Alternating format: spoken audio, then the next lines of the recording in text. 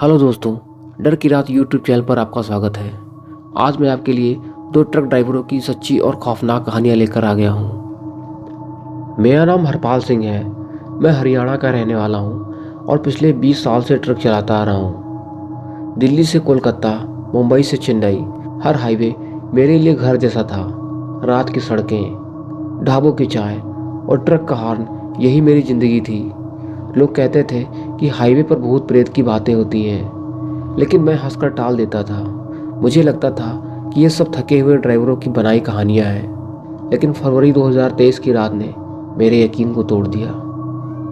मुझे जयपुर से लखनऊ माल पहुंचाना था। रात के 10 बजे मैंने ट्रक स्टार्ट किया और NH-27 पर मैं अपनी ट्रक लेकर चल रहा था।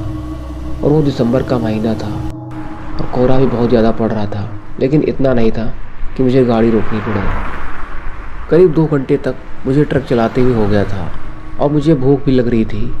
तभी रास्ते में एक ढाबे पर रुककर मैंने खाना खाया और खाना खाकर आगे बढ़ गया। अब रात के 12 बज चुके थे और सड़क सुनसान थी। मैं अपना ट्रक लिए जा रहा था। तभी हेडलाइट्स की रोशनी में मुझे एक लड़की दिखी। वो सड़क के किनारे चल रही थी, लाल सलवार कमीज पहने, सिर पर दुपट्टा और पैरों में पायल थी। उसकी चाल थोड़ी धीमी थी, जैसे लग रहा था कि वो थकी हुई है। मैंने सोचा शायद कोई गांव की लड़की है जो रास्ता भटक गई है। मैंने ट्रक को धीमा किया और खिड़की से ही पूछा, कहाँ जाना है बेटी? उसने सिर उठाया। उसका चेहरा गोरा था, आंखें बड़ी बड़ी और होठों पर हल्की मुस्कान। उसने कहा, मुझे अपने गांव जाना है, थोड़ा आगे हमें छोड़ दीजिए। मैंने कहा, अंदर बैठ जाओ। वो चुपचाप ट्रक में बैठ गई। ट्रक में बैठते ही उसने कहा, मेरा गांव पास में है, बस 10 मिनट आगे। मैंने पूछा, इतनी रात को यहाँ क्या कर रही हो? उसने जवाब दिया कि मैं घर जा रही थी, लेकिन रास्ता भूल गई। उसकी बातें कुछ अजीब ही थी, लेकिन मैंने ज़्यादा नहीं सोचा और ट्रक को आगे बढ़ाता गया। वो चुपचाप बैठी हुई थी, बस खिड़की से बाहर ही देखे जा रही थी। करीब 10 मिनट बाद उसने कहा कि यहाँ रुक जाओ। मैंने ट्रक रोक दिया। सड़क के किनारे एक पुराना सा बरगद था और पास में एक टूटी हुई कच्ची सड़क जो कि जंगल की तरफ जा रही थी। मैंने कहा, यहाँ तो कोई गांव नहीं दिखता, तुम ठीक हो ना? उसने मुस्कुरा कर कहा, मेरा गांव जंगल के पार है, धन्यवाद भैया। वो उतरी, जंगल की तरफ चल दी। उसकी लाल सलवार कोहरे में धीरे धीरे गायब हो गई। मैं थोड़ी देर तक देखता रहा, फिर मैंने अपना ट्रक स्टार्ट किया और आगे बढ़ाना ही सही समझा। लेकिन कुछ देर बाद मैंने रियर व्यू मिरर में देखा कि पैसेंजर सीट पर वही लड़की बैठी थी, वही लाल सलवार, वही मुस्कान। मेरे हाथ जैसे कांपने लगे थे। मैंने तुरंत ब्रेक मारा और चिल्लाया, तू कौन है? मैंने तुझे तो अभी छोड़ा है। वो हंसी और उसकी हंसी जैसे हवा में गूंजने लगी। उसने कहा, मैं छलावा हूँ, जो मुझे देखता है उसे मेरे साथ चलना पड़ता है। मैं ट्रक से कूद पड़ा और सड़क पर भागने लगा। मैंने भागते भागते पीछे मुड़कर देखा तो ट्रक के पास ही खड़ी थी, लेकिन उसका चेहरा अब बदल गया था। उसकी आंखें लाल थी, बाल हवा में उड़ रहे थे और पैर उल्टे थे। मैंने सुना था छलावा भटकती आत्माएं होती हैं जो राहगीरों को बहकाती हैं। मैं भागता रहा, लेकिन हर बार वो बरगद का पेड़ मेरे सामने आ जाता था। मैं एक छलावे में फंस गया था और वहीं आसपास में भटक रहा था। रात के 2 बज चुके थे। मेरे पास एक पुराना सा तावीज़ था जो मेरी माँ ने दिया था। मैंने उसे हाथ में लिया और भगवान का नाम जपना शुरू कर दिया। तभी हवा में एक चीख गूंजी। वो छलावा अब मेरे सामने आ गई थी। उसने कहा, तू मुझसे नहीं बच सकता, मेरे साथ चल। लेकिन मैंने अपना ताबीज़ उसकी तरफ फेंक दिया। वो चीखी और कोहरे में गायब हो गई। जैसे तैसे मैं ट्रक तक पहुंचा और ट्रक लेकर वहां से भागा। लखनऊ पहुंचने के बाद मैंने ये बात अपने दोस्त किशन को बताई। वो बोला, हरपाल, तूने छलावा देखा होगा, वो उस जंगल में भटकती है। लोग कहते हैं कि वो लड़की थी जिसे उसके प्रेमी ने धोखा देकर मार डाला। तब से वो राहगीरों को बहकाती है। उस रात के बाद मैं उस रास्ते से कभी नहीं गया।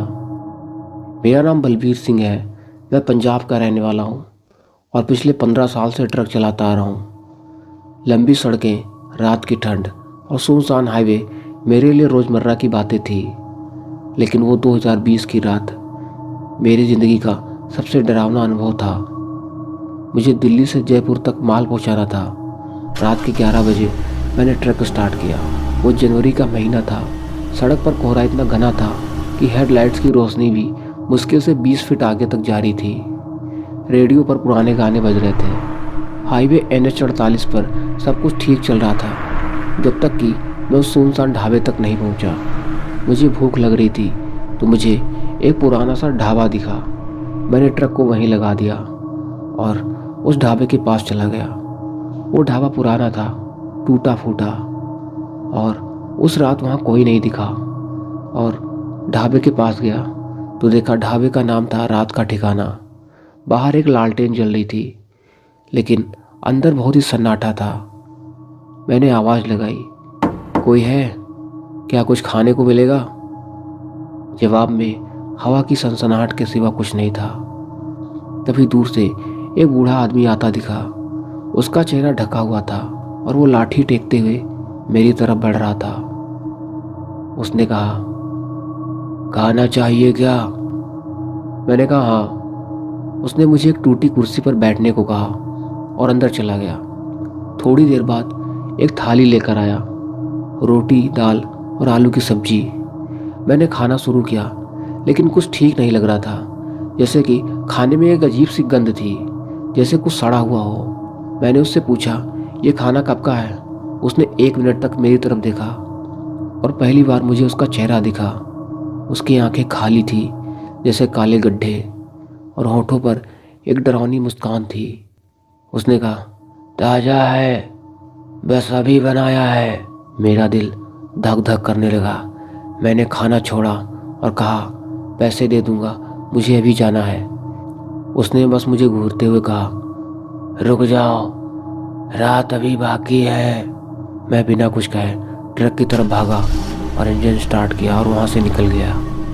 हाईवे पर कुछ दूर चलने के बाद मुझे राहत मिली।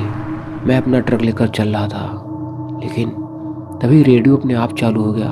पुराने गाने की जगह एक औरत की सिसकने की आवाज़ आने लगी। मैंने उसे बंद करने की कोशिश की, लेकिन बटन काम ही नहीं कर रहे थे। सिसकियाँ अब चीख में बदल गईं। मेरे रोंगटे खड़े हो गए। मैंने रियर व्यू मिरर में देखा, ट्रक की पिछली सीट पर एक औरत बैठी थी। उसका चेहरा सफ़ेद था, आंखों से खून बह रहा था। वो मेरी तरफ देखकर हंस रही थी। मैंने जैसे ही ब्रेक मारा और ट्रक रोक दिया और पीछे मुड़कर देखने लगा, लेकिन वहाँ कोई नहीं था। मेरा दिमाग घूम रहा था। मैंने खुद को समझाया कि शायद थकान की वजह से मुझे ऐसा लग रहा है, और फिर से मैंने ट्रक स्टार्ट किया और आगे बढ़ने लगा। लेकिन कुछ किलोमीटर चलने के बाद सड़क पर एक आदमी खड़ा दिखा। वही बूढ़ा, वही लाठी, वही ढका हुआ चेहरा। वो बीच सड़क पर खड़ा था। अब मेरे पास उसे बचाने के लिए ट्रक मोड़ने का वक्त नहीं था। मैंने हॉर्न बजाया, लेकिन वो नहीं हिला। आखिरी पल में मैंने आंखें बंद कर ली। जब आंखें खोली तो वो गायब था। अब डर मेरे सीने में समा चुका था। मैंने ट्रक की तुरंत स्पीड बढ़ाई। तभी सड़क के किनारे मुझे वो ढाबा फिर दिखा, रात का ठिकाना। लेकिन मैंने तो उसे पीछे छोड़ आया था। मैंने गौर किया, सड़क का मील का पत्थर वही था जो 1 घंटे पहले मैंने देखा था। मैं उसी जगह पर चक्कर काट रहा था। पसीने से तरबतर मैंने ट्रक रोका और बाहर निकला। मैंने कोहरे में एक परछाई देखी, जो कि लंबी सी, काली और धुंधली थी। वो धीरे धीरे अब मेरी तरफ ही बढ़ रही थी। उसके साथ सैकड़ों फुसफुसाहटें थी, लेकिन वो दिखाई नहीं दे रही थी। जैसे आपस में लोग फुसफुसा रहे हों और बातें कर रहे हों, जैसे कई लोग एक साथ बोल रहे हों।